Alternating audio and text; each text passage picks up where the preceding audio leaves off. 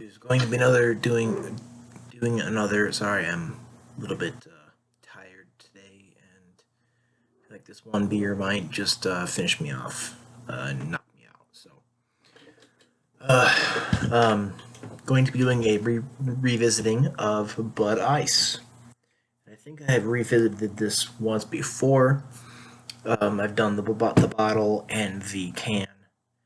Um, no, I do like this out of the clear bottle, and this is one of the beers. There really hasn't been too much skunkiness with the clear bottles.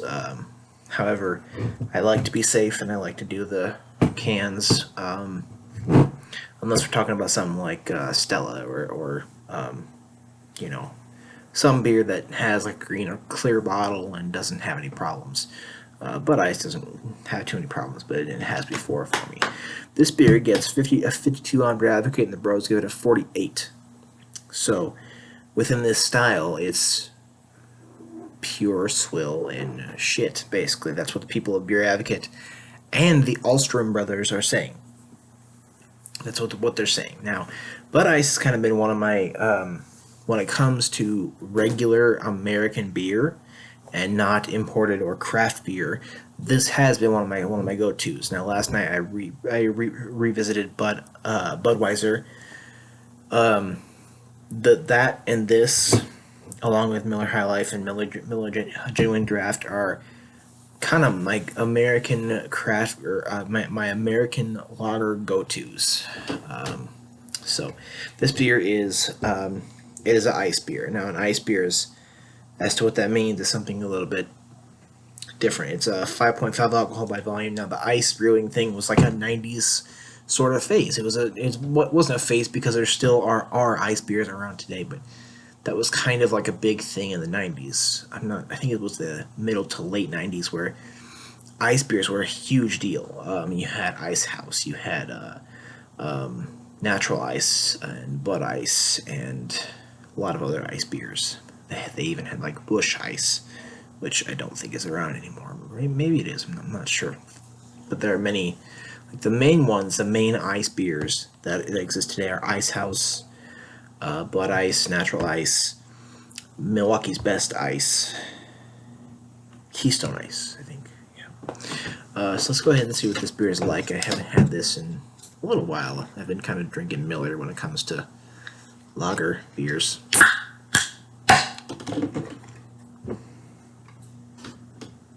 And ice beer, the whole thing is they brew it in they brew it in an ice brew sort of way, and that process is something that I know that I don't not entirely sure how it's done, but it's something about chipping the ice off, and that's I don't remember. I should probably look these things up, but with that pour we have a smaller head which is sort of dissipating, a lot of fizzing, and the body is clear dark golden with some bubbles going around here. It has a predominant sweetness to it, and that's kind of what ice beers tend to have. Now, malt liquors have really upfront sweetness. However, ice beers also do have that. I think Keystone Ice is probably the sweetest, almost cloying sort of one. That is just the sweetest one. I kind of had no head down here, so the smell is just of the sweetness, a sweet barley malt thing.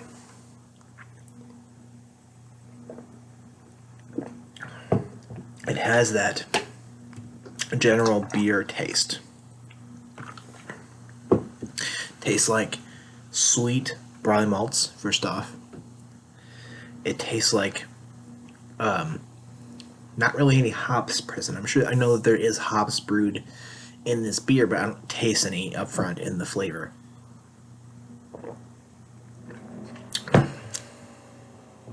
Tiny bit like a subtle sort of thing happening a little bit. Just a general barley malt flavor. It has a general beer taste, but and that just has more of an upfront sweetness than say Budweiser, which is made by the same company. And the sweetness that you're getting is kind of a lot of what makes this style what it is. There's just a certain thing about this style that makes there's this sweetness, and there's also the process of how the beer is brewed. And I don't know if how the beer is brewed leads to this upfront sweetness. I'm not sure about that, but that's what I know about the beer I'm tasting. The appearance is not really that great. The appearance, like when I see a beer that has a nice thick head, that is pleasing to me. And this is looking kind of eh. It tastes good to me. It does taste good, but the appearance is not really too good.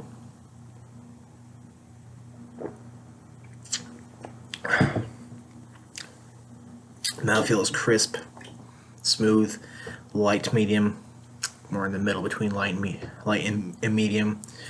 Can feel some of the bubbles, but just like a tiny bit, because it doesn't have too many bubbles. It has very little actually.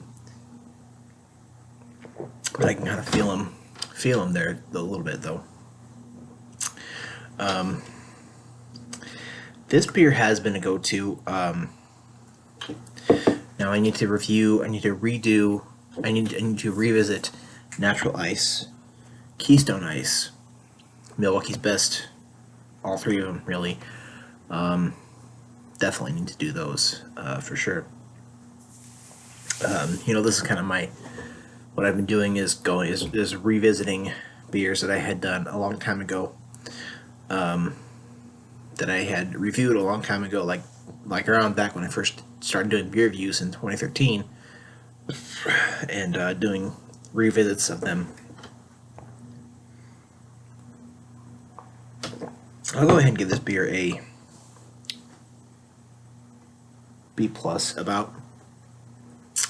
I believe I loved it like back when I first reviewed it. I think in 2013. I think is when I first reviewed it. I really had love for it back then, and I really loved getting the bottles. And I think maybe I should try one in the bottle and see if that's different. But I'm not getting that. I'm not feeling that same love that I had for it 4 years ago that I am now. It's kind of not really the same to me. So it gets a B+ for me. It still tastes really good, but it still has a good taste to it. But there's just some differences that I'm getting from that, and it's still very good. But it's not. I'm not going to call it excellent. Bud Ice pretty much everywhere. It says the big one, which I haven't seen that before. I think you should go ahead and try it if you like ice beers. Thank you.